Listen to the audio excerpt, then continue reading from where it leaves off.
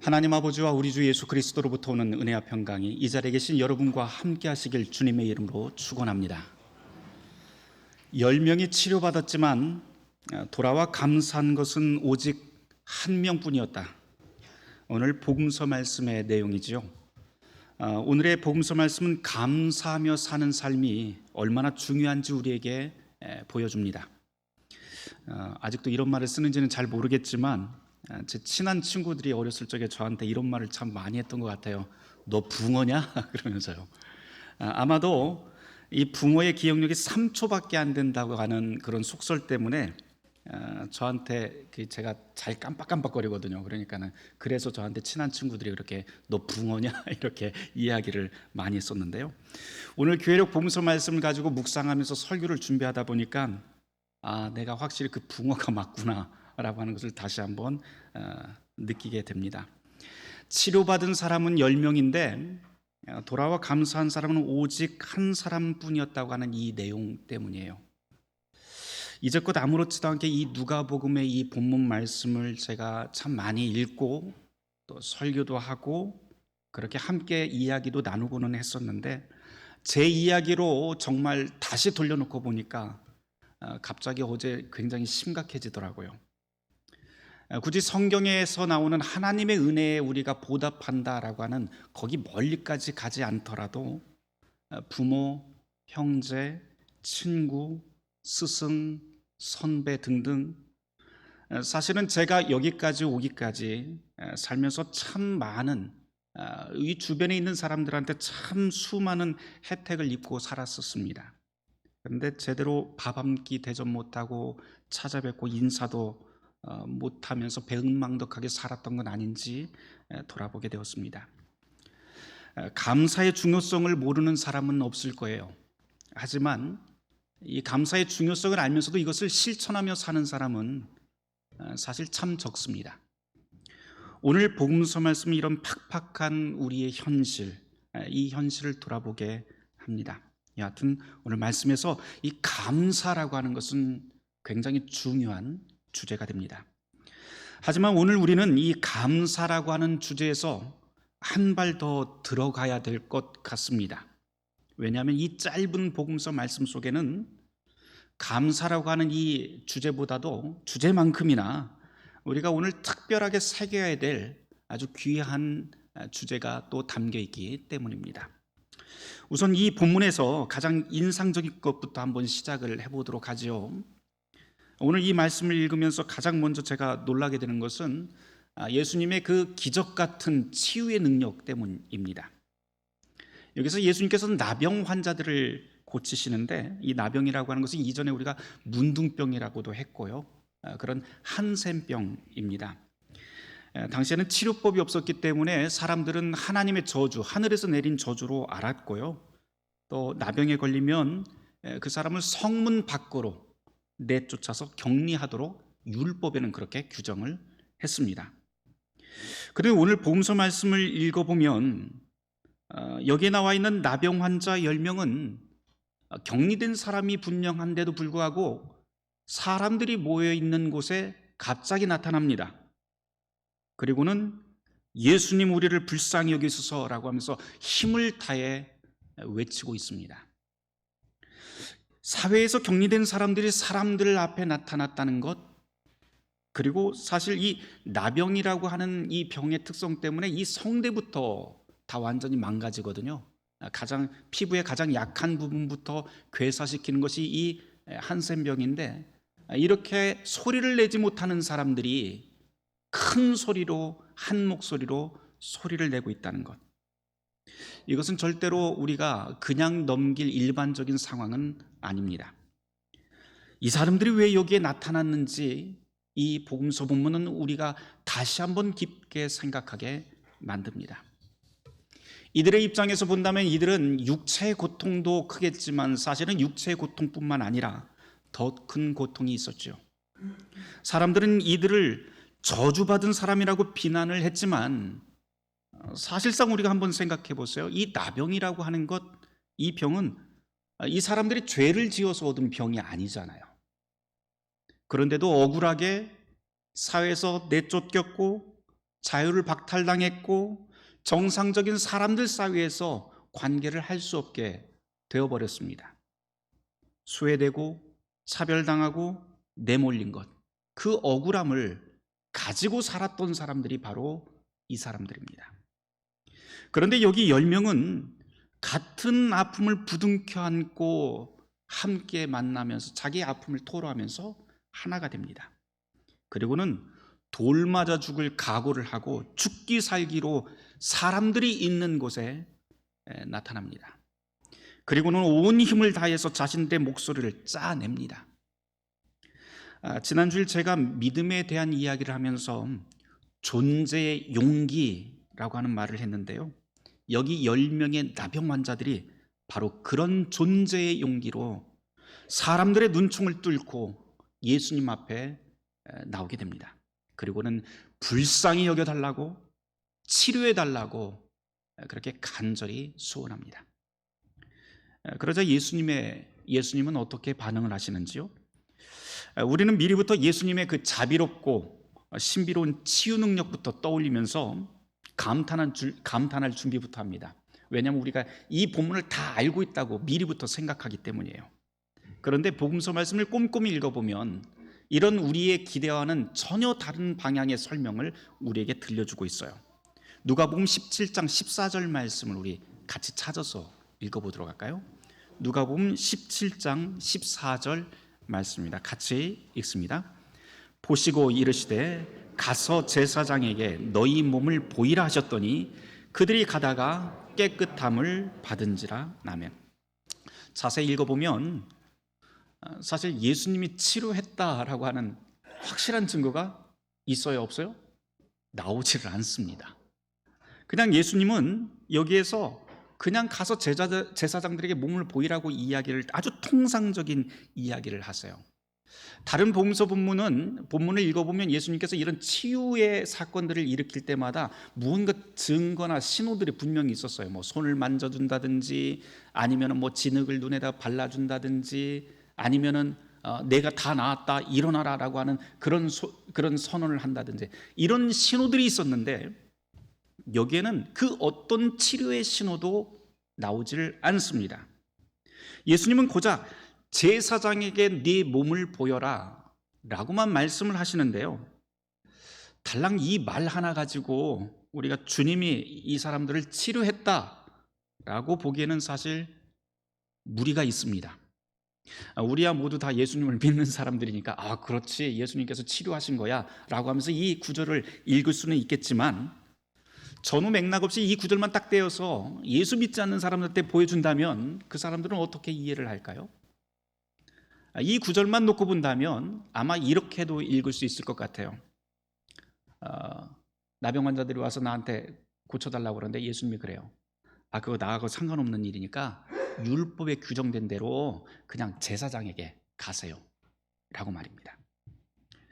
치료를 위한 말씀이라느니 아니면은 이들의 믿음을 측정해 보려고 예수님께서 제사장에게 가라고 명령했다느니 하는 그런 해석은 사실상 조금 우리가 오버해서 읽는 것일 수 있습니다.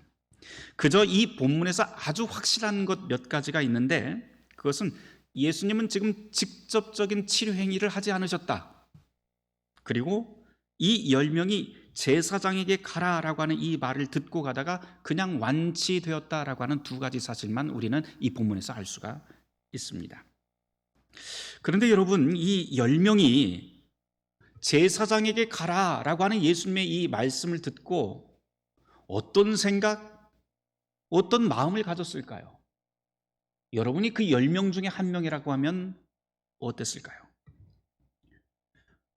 아멘 하면서 나 이제 다 나았어 그러면서 제사장에게 막 갔을까요? 힘차게?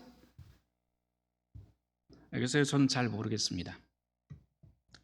제가 성경을 좀 너무 건조하게 읽어서 그런지는 모르겠지만 이 대화 가운데 숨겨진 예수님의 감정도, 그리고 이 10명의 감정도 오늘의 이 본문만으로는 확인할 길이 없습니다. 물론 불쌍히 여겨달라라고 하고 이렇게 외치는 것으로 봐서 이 10명 모두 다 간절히 치유되기를 원했다는 것, 그리고 어떤 마음으로 예수님의 말씀을 수용했는지는 모르겠지만 그냥 그대로 따라서 했다는 것, 그 정도만 알 수가 있습니다. 또 한 가지 이 이야기에서 눈에 띄는 대목이 있어요.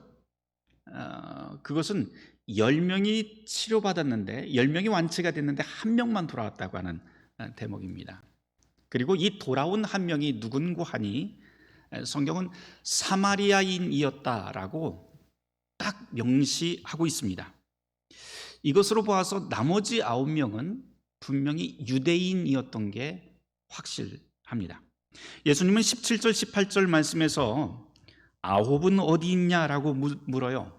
언뜻 보면은 돌아오지 않는 사람들에 대한 굉장한 서운함이 여기에서 우리가 예수님의 서운함을 좀 읽을 수 있는데, 이 대목에서 우리가 이 돌아오지 않은 9명은 또 어떤 사람일까 한 번 정도는 또 여기에서 짚고 넘어가야 될 것 같습니다. 이 9명, 돌아오지 않은 이 9명은 정말 예수님께 돌아올 필요가 있었을까요? 예수님이 직접 치료해 준 게 아니잖아요. 그렇죠? 이 사람들 생각에 예수님이 뭐 치료해 준 신호도 없었고 그냥 제사장에게 가라고 한 것뿐인데 그냥 가다가 나왔잖아요. 어쩌면 이 9사람은 예수님의 명령대로 지금 제사장을 찾아가서 하나님께 찬송하고 있을지도 모르겠습니다. 그리고 그 기쁨을 함께 나누느라고 오지 못했을 수도 있고, 또 어떤 사람은 불치병이 나왔으니까 제일 먼저 가족을 찾아가서 이 기쁨을 나누고 있었을지도 모르겠습니다. 분명한 것은 이들 모두 다 지금 누가 자신을 이렇게 치료했는지 알지 못했다고 하는 사실입니다. 그러니까 이 9명을 두고 이 사람들은 감사할 줄 모르는 몹쓸 놈들이야 라고 미리부터 판단하는 것은 조금 우리가 조심해야 될 것 같습니다. 예수님께서 9은 어디 있냐라고 하는 이 말씀에서 우리가 깊게 생각해야 될 것은 이 돌아오지 않은 9을 비난하기보다도 오히려 돌아온 한 명의 예수님이 관심을 가지고 있었다라고 하는데 초점을 두면 좋을 것 같습니다. 그리고 그 사람은 유대인이 아니라 바로 사마리아인이었다라고 하는 게 또한 핵심입니다. 유대인들이 볼 때 이 사마리아인은 유대인의 순수 혈통을 유지하지 못하고 이방인의 피가 섞여버린 사람들이죠. 일명 나쁘게 이야기하면 잡종입니다. 유대인들은 그렇게 생각을 했어요. 순수 혈통이 아니라서 애초에 하나님이 버린 저주받은 종족, 지옥의 땔감, 실제로 탈무드에 그런 기록이 나오거든요. 그렇게 설명이 나옵니다. 이 사람들 사마리아인을 만든 이유는 하나님께서 지옥의 땔감으로 쓰기 위해서 만들었다라고 하는 그런 문구가 나오기도 합니다. 이 정도로 유대인들은 사마리아인들을 혐오했고요, 그 혐오를 당하고 있었던 사마리아인 역시 유대인들을 똑같이 혐오합니다. 그런데 오늘 말씀을 찬찬히 읽어보면 참 이상해요. 10명 가운데 9은 유대인이었고 한 사람은 사마리아 사람입니다. 유대인과 사마리아 사람은 원래 서로 상종하지 않는 사람들입니다. 그런데 한 곳에 있습니다. 이 10명이 예수님의 말을 듣고 제사장에게 가다가 병이 싹 나아버립니다. 사마리아인이 유대인의 율법 명령에 따라서 유대인 제사장에 갈 이유가 있었을까요? 아니요, 없어요. 가봤자 이 사마리아 사람은 예루살렘 성전 또는 유대인 제사장에게 쫓겨날 운명입니다. 아마 이 사람은 마지못해서 이 9사람과 같은 길을 가기는 했는데 가면서도 그런 생각이 들었을 것 같아요. 내가 왜 가고 있지? 나에겐 정말 갈 곳이 있을까? 라고 말입니다. 그러면서 가슴 아파하면서도 뻔히 쫓겨날 걸 알면서도 그 길을 한 발 한 발 그냥 가지 않았을까 싶습니다. 가기는 가는데 마음은 내키지 않고 가봤자 상처만 받게 될 그런 길을 이 사마리아 사람은 그렇게 걸어갔던 것이죠. 그러면 이 사람은 왜 그런 가기 싫은 길을 가야만 했을까요? 제가 곰곰이 묵상을 해보면서 두 가지 결론을 한번 생각을 해보았습니다. 두 가지 이유가 이 사람의 걸음을 이끌었다고 생각이 들어요. 첫째는 가라라고 하는 예수님의 말씀, 두 번째 그것은 아픔을 함께 공감하고 있었던 동료들에 대한 연대의식, 이것입니다. 가기 싫지만 이 두 가지 생각이 그를 사로잡았고 이 길을 걷게 만듭니다. 그런데 놀랍게도 여기에서 기적이 일어난 것이죠. 저는 이 대목에서 잊고 싶지 않은 귀한 묵상 주제 하나를 보게 됩니다. 여기 10명은 힘없고 약할 때는 모두 다 내밀하게 연결된 하나의 공동체였습니다. 출생 성분 이런 것 문제가 되지 않았어요. 이 10명은 모두 다 힘이 없을 때 힘을 합쳐서 함께 살려달라고, 고쳐달라고 큰 소리를 내며 군중 속으로 용기 있게 달려갑니다. 그런데 낳자마자 어떻게 됩니까? 낳자마자 구분선이 다시 생겨버립니다. 누구는 유대인, 누구는 사마리아인. 힘없을 땐 그렇게 서로 격려하며 하나였던 사람들이 몸이 멀쩡해지니까 매정하게 관계를 끊고 자기의 이익을 따라서 제 갈 길로 떠나버립니다. 의리, 정, 그런 것 아무 소용이 없게 됩니다. 붕어 같은 우리 모습을 보는 것 같아요. 금방 잊어버리는 거죠. 우리는 어떤가요?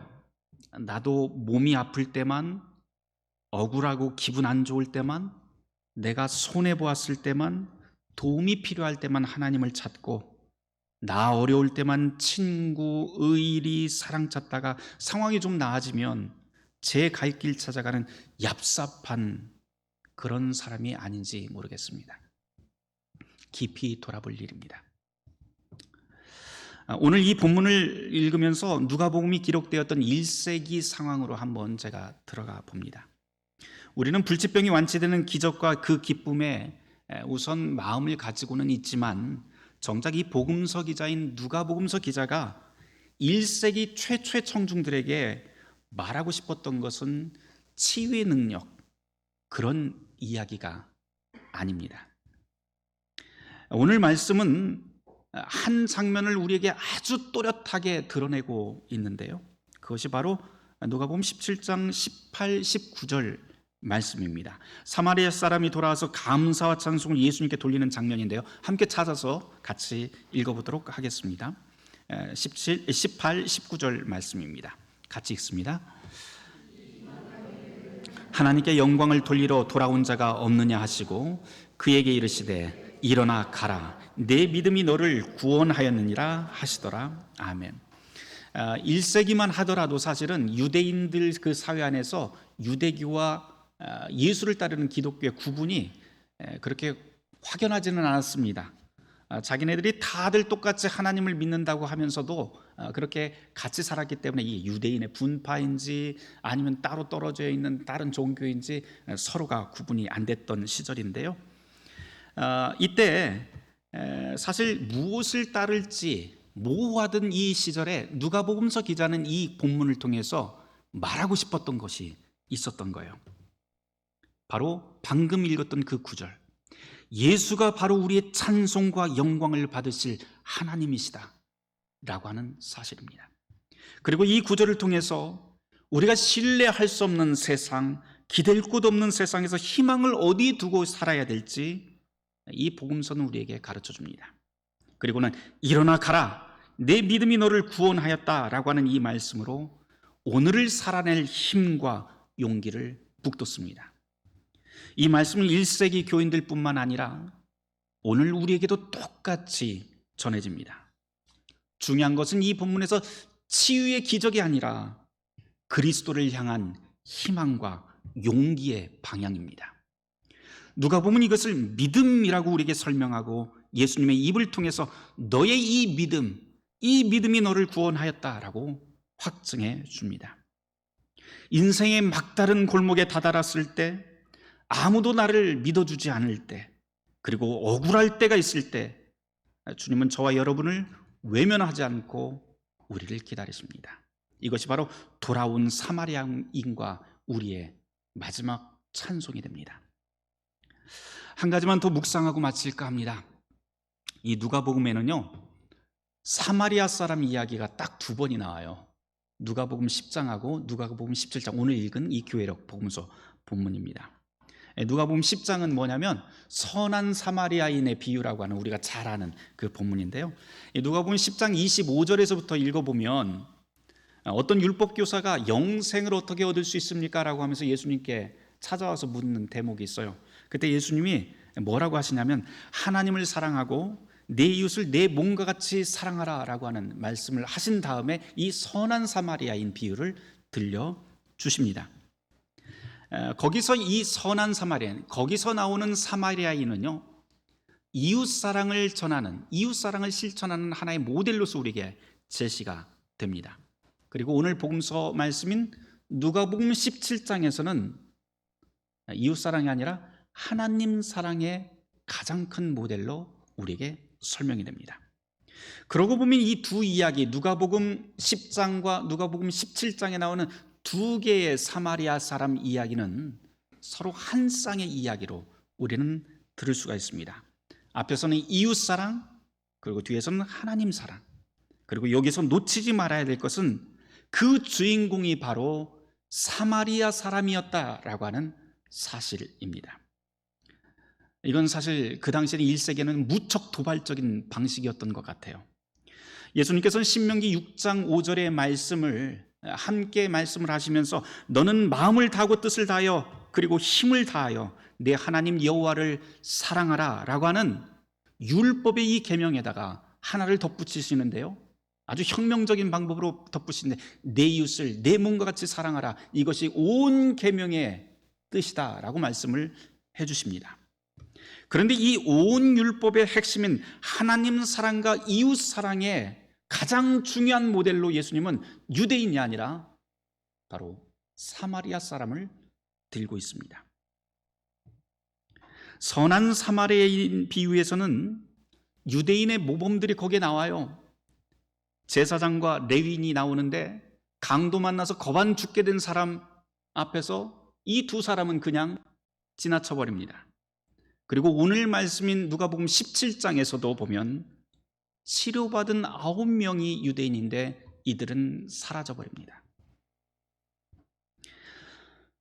그렇다고 오해하지는 마세요. 이 선한 사마리아인의 비유와 오늘 우리 교회록 본문의 요점은 유대인들을 부끄럽게 만드는데 강조점이 있는 건 아닙니다.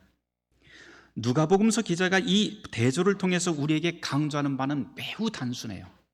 그것은 우리가 지금 저주하고 있는 원수, 저 사람은 도저히 구원받을 수 없고 저 사람은 교회에 들어와서는 안 되는 사람, 우리가 찍고 있는 그 사람이 정말 죄가 중에서 원수로 우리가 지목하고 있는가? 진짜 원수가 아닌데도 혹시 우리가 지금 원수로 지목하고 이유 없이 저주하고 있는 건 아닌가? 라고 하는 것을 돌아보게 만듭니다. 우리에게 그런 혐오의 대상이 어쩌면은 우리 사회에서는 외국인 노동자일 수도 있고 때로는 난민일 수도 있고 때로는 나와 성향과 성적 기질이 다른 그렇게 태어난 소수자일 수도 있습니다. 우리가 지금 이방인을 사랑으로 받아들인 예수님의 복음 안에 있는 그리스도인이라고 한다면 출신 성분이나 자격 요건을 따지지 말고 서로를 향한 신뢰와 사랑의 길을 닦아 나가야 합니다. 오늘 복음서 말씀을 통해서 우리가 반드시 기억해야 될 것이 있어요. 그것은 우리도 역시 원래 사마리아 사람처럼 이방인이었다라고 하는 사실입니다. 그러나 그리스도께서는 우리를 얻기 위해서 한 마리의 잃어버린 양과 사라져버린 동전 한 님을 찾듯이 힘을 쓰셨고 결국 우리를 그분의 자녀로 찾아내어서 기뻐하십니다.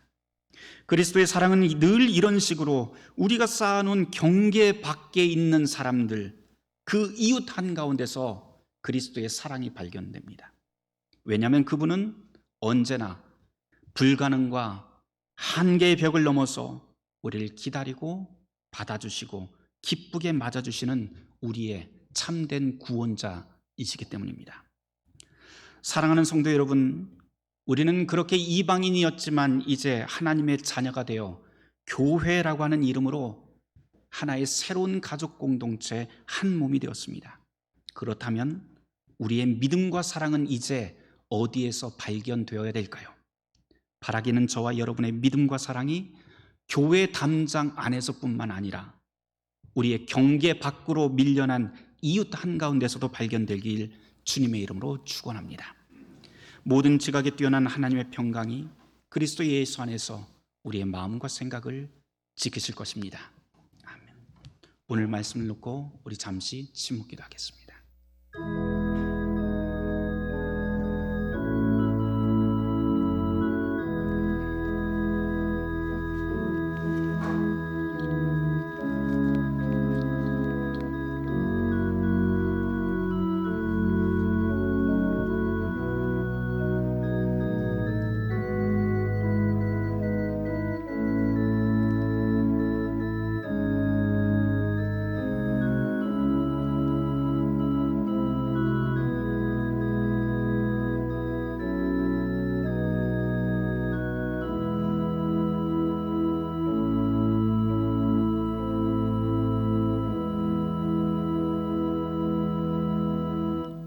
주님, 우리의 심장을 주님께 걸어놓고 사는 믿음의 자녀 되게 하여 주시옵소서. 예수 그리스도 이름 받들어 기도드렸습니다.